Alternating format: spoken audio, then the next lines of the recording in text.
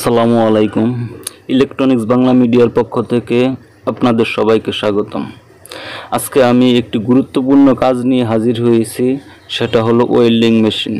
Welding machine কিভাবে servicing করতে হয় এবং ওয়েল্ডিং মেশিনের প্রাথমিক কী সমস্যাগুলো হয় সেটা নিয়ে আজকে আলোচনা করব এবং বর্তমান ওয়েল্ডিং মেশিনে আমাদের এটার মধ্যে কী সমস্যা আছে সেটা সমাধান করে দেখাবো। অনেক টেকনিশিয়ান ভাই আছে যারা ওয়েল্ডিং মেশিন সার্ভিসিং করতে পারেন না, তাদের জন্য এই ভিডিওটি অনেক কাজে লাগবে। তাই সবার কাছে অনুরোধ, ভিডিওটি না টেনে পুরো ভিডিওটি দেখুন এবং ইলেকট্রনিক্স বাংলা মিডিয়ার পাশে থাকুন।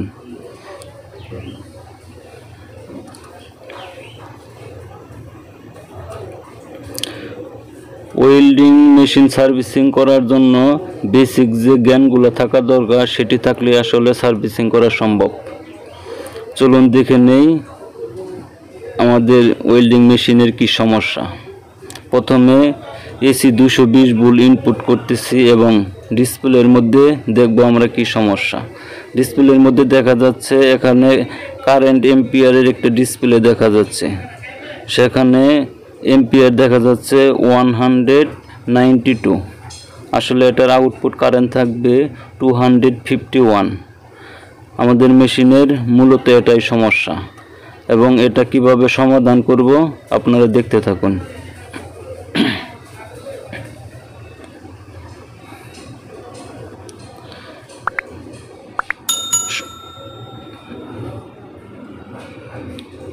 প্রথমে ক্যাবিনেটটি খুলে নিলাম।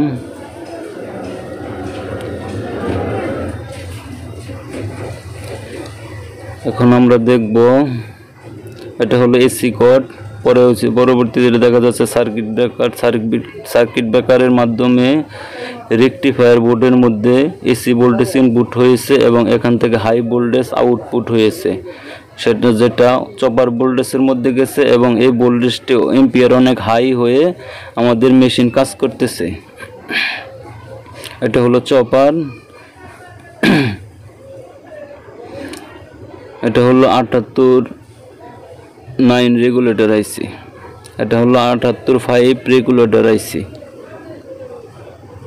এটা হলো 78-15 রেগুলেটর আইসি, এটা হলো অসিলেটর বোর্ড। এই অসিলেটর বোর্ড থেকে আবার 15 ভোল্ট আউট হয়ে মসফেট বোর্ডের মধ্যে 15 ভোল্ট ইনপুট হয়েছে, যা মসফেট বোর্ডকে রানিং করার জন্য খুবই গুরুত্বপূর্ণ ভূমিকা পালন করে।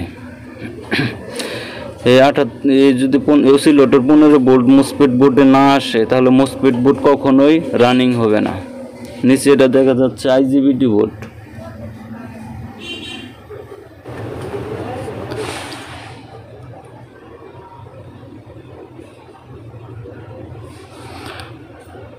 এটা হলো আউটপুট হোল্ডার।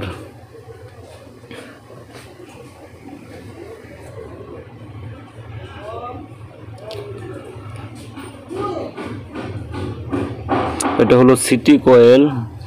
সিটি কয়েলের মাধ্যমে ডিসপ্লের মধ্যে যে এম্পিয়ার আমরা দেখতে পাচ্ছি সেটা আসলে সিটি কয়েলের মাধ্যমে দেখানো হয়েছে। সিটি কয়েল না লাগালে এম্পিয়ার কাজ করবে না এবং সিটি কয়েল না লাগালে পরে আমাদের যে আউটপুট এম্পিয়ার হয় সেটা যে ভলিউম সার্কিটের মধ্যে আমরা বাড়াই এবং কমাই সেটা কাজ করবে না। এটা হলো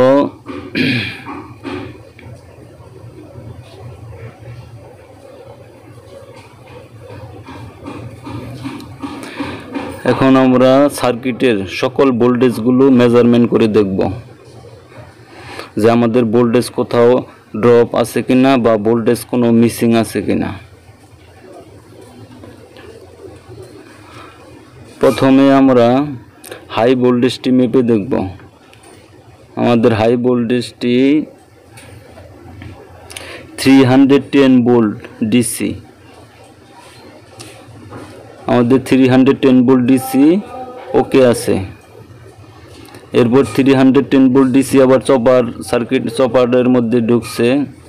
চপারের মধ্যে আবার 310 ভোল্ট এখানেও ঠিক আছে।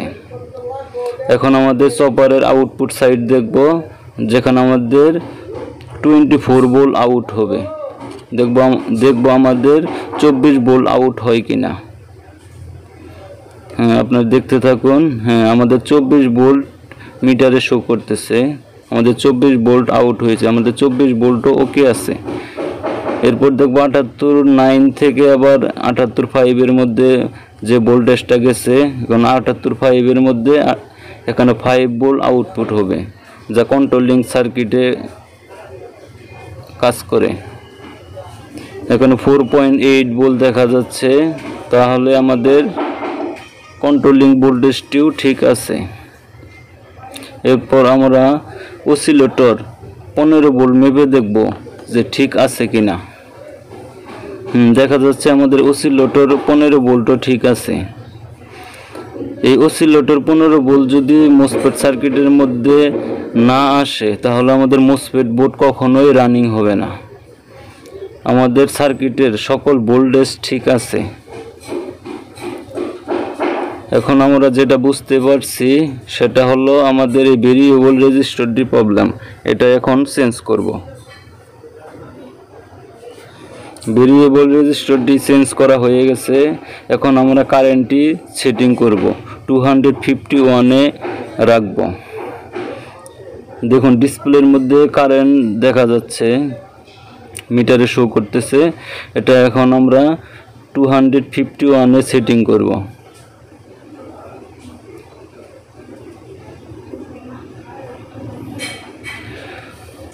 এখানে কারেন্ট কম থাকার কারণে যখন এই মেশিনটি ওয়েল্ডিং করা হয়, তখন ডিসপ্লে সহ কাঁপাকাঁপি করে এবং ওয়েল্ডিং ক্লিয়ার হয় না।